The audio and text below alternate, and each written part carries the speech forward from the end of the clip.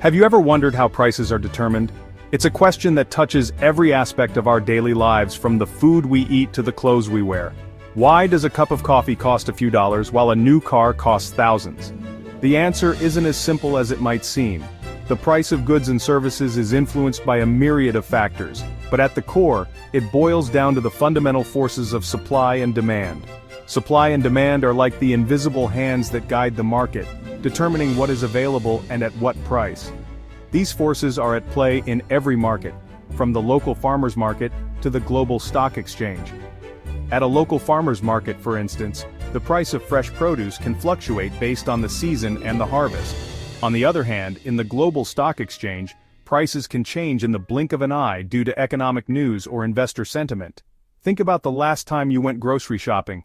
You probably noticed that some items were more expensive than others. You might have seen that the price of your favorite cereal has gone up, while the cost of apples has dropped. You may have even changed your mind about buying something because the price was too high. This is the law of demand at work. The law of demand states that, all else being equal, as the price of a good increases, the quantity demanded decreases, and vice versa. But what about the businesses selling these goods and services? How do they decide how much to produce and what price to charge? This is where the law of supply comes in. The law of supply states that, all else being equal, an increase in price results in an increase in quantity supplied. Businesses look at the potential profit they can make and decide how much of a product to produce based on the price they can sell it for. Understanding the law of supply is essential for understanding how our economy works. It helps explain why certain products are abundant while others are scarce. By grasping these concepts, we can make better decisions as consumers and citizens, navigating the complex world of everyday economics with greater confidence and insight. The law of supply is a fundamental principle in economics. It forms the backbone of how markets operate and is essential for understanding the dynamics of supply and demand. It states that as the price of a good or service increases, the quantity supplied by producers will also increase. This is because higher prices can cover the costs of production and provide a profit margin. The quantity supplied will also increase as businesses ramp up production to take advantage of the higher prices. This can be seen in various industries, from manufacturing to agriculture. Conversely, as the price decreases, the quantity supplied will decrease. Lower prices may not cover the costs of production, leading businesses to cut back on output. This relationship between price and quantity supplied is a positive relationship. It is visually represented by an upward-sloping supply curve on a graph. This means they move in the same direction. When prices go up, supply goes up. When prices go down, supply goes down. Think of it this way: businesses are motivated by profit. The potential for higher earnings drives them to produce more when prices are high. The higher the price they can sell their products for, the more money they make. This increased revenue can then be reinvested into the business to further boost production.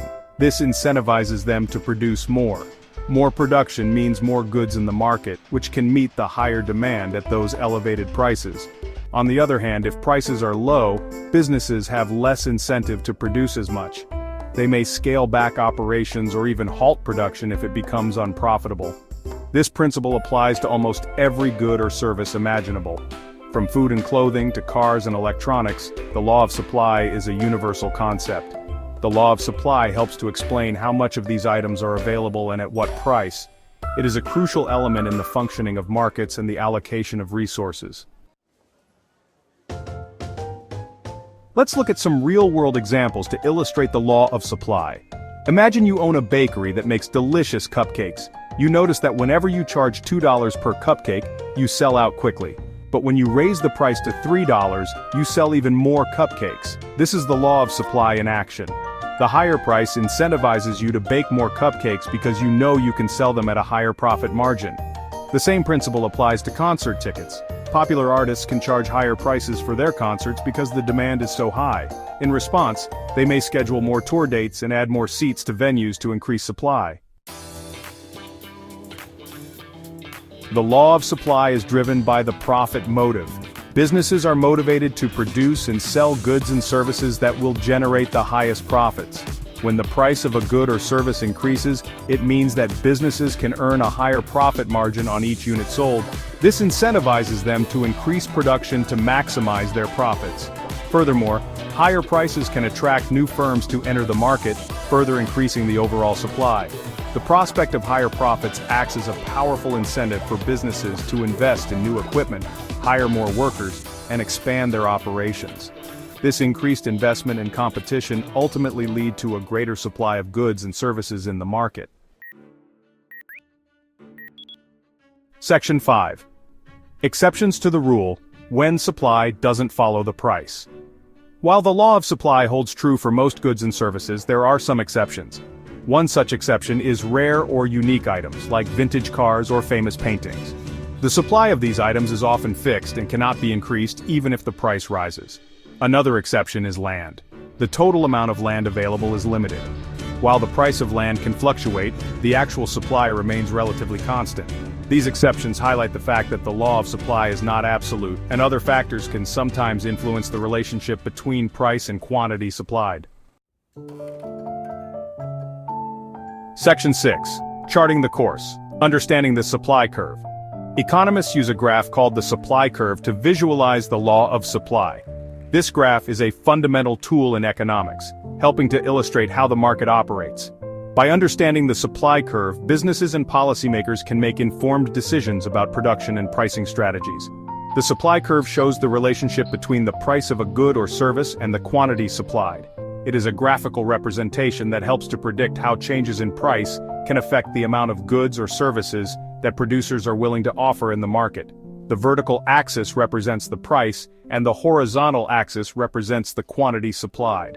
These axes are crucial for interpreting the supply curve, as they provide the framework for understanding the relationship between price and quantity.